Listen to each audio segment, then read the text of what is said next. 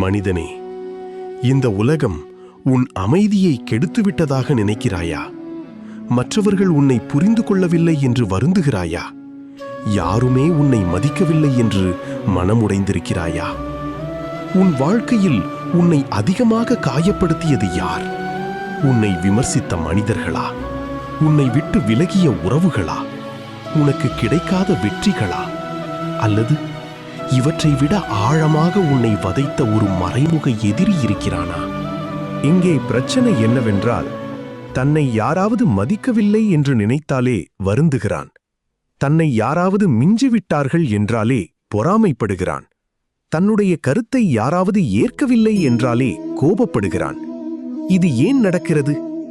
வெளியில் நடந்த சம்பவங்களாலா? இல்லை, அவனுக்குள் இருக்கும் நான் என்ற உணர்வு காயமடைவதால்தான். நாம் பல நேரங்களில் உலகம் நம்மை துன்பப்படுத்துகிறது என்று நினைக்கிறோம்.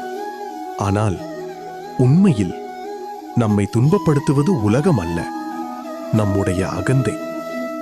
ஒரு சிறிய வார்த்தை, ஒரு சிறிய விமர்சனம், ஒரு சிறிய அலட்சியம் நம்முடைய மனதை பல நாட்கள் கலங்க வைக்கிறது. ஏன் தெரியுமா? நம்முடைய மதிப்பை மற்றவர்களின் பார்வையில் தேட ஆரம்பித்து விட்டோம். இதைத்தான் பகவத்கீதை நமக்கு உணர்த்துகிறது. எந்த மனிதன் உலக ஆசைகள் அற்று பற்றற்று நான் எனது என்ற அகந்தையை விட்டு திகழ்கின்றானோ அவனே உண்மையான அமைதியை அடைகின்றான்.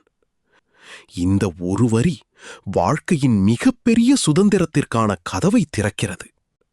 ஒரு மரம் தன்னுடைய உயரத்தை பற்றி ஒருபோதும் பெருமை பேசுவதில்லை. ஒரு நதி தான் எவ்வளவு பேருக்கு தண்ணீர் கொடுக்கிறேன் என்று கணக்கு பார்ப்பதில்லை. சூரியன் யார் நல்லவர் யார் கெட்டவர் என்று பார்த்து ஒளி கொடுப்பதில்லை. இயற்கையில் எதற்கும் அகந்தை இல்லை. அதனால்தான் அவை அனைத்தும் அமைதியாக இருக்கின்றன. ஆனால் மனிதன் மட்டும் நான் செய்தேன், என்னால்தான் நடந்தது, என்னை யாரும் புரிந்து கொள்ளவில்லை, எனக்கு மட்டும் ஏன் இப்படி செய்கிறார்கள் என்று தன்னையே சுற்றி ஒரு உலகத்தை உருவாக்கிக் கொள்கிறான். அந்த உலகம் உடையும் போது அவனுடைய அமைதியும் உடைந்து விடுகிறது. ஒரு கணம் சிந்தித்துப் பார். நீ பிறக்கும் போது எதையும் கொண்டு வரவில்லை. நீ செல்லும் போதும் எதையும் கொண்டு செல்லப் போவதில்லை.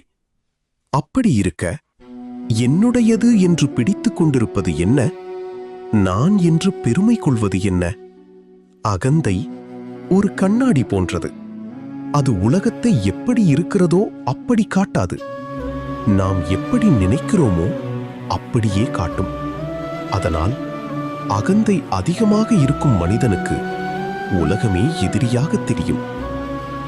மனிதனே, பணிவு என்பது உன்னை நீ தாழ்த்திக் கொள்வதல்ல, உண்மையை உணர்ந்து கொள்வது.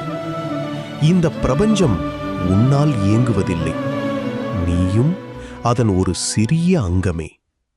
இந்த உணர்வு பிறக்கும் நாளில் போட்டி குறையும், பொறாமை குறையும், கோபம் குறையும், அமைதி அதிகரிக்கும். ஒரு பழம் பழுக்கும்போது கீழே குனிகிறது. காலியான கிளைகள் மட்டுமே வானத்தை நோக்கி உயர்ந்து நிற்கின்றன. அதுபோல உண்மையான ஞானம் அதிகரிக்க அதிகரிக்க அகந்தை குறையத் தொடங்கும். உலகம் உன்னை மதிக்க வேண்டுமென்று வாழாதே. உன் மனசாட்சி உன்னை மதிக்கும்படி வாழ். மற்றவர்கள் உன்னை பாராட்டினாலும் பாராட்டாவிட்டாலும் உன் மதிப்பு குறைவதில்லை.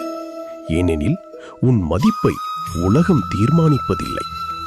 உண்மையான வெற்றி மற்றவர்களை வெல்வதல்ல, நான் என்ற அகந்தையை வெல்வது. அந்த நாளிலிருந்து வாழ்க்கை ஒரு போட்டியாக தெரியாது, ஒரு புனிதமான பயணமாக தோன்றும். இதுவே பகவத்கீதையின் 11வது போதனை. உலகம் உன் அமைதியை பறிக்கவில்லை, நான் என்ற அகந்தையே உன் அமைதியை திருடிக் கொண்டிருக்கிறது. அந்த நான் கரையத் தொடங்கும்போது உன் உள்ளத்தில் இறைவன் தந்த உண்மையான அமைதி மலரத் தொடங்கும்.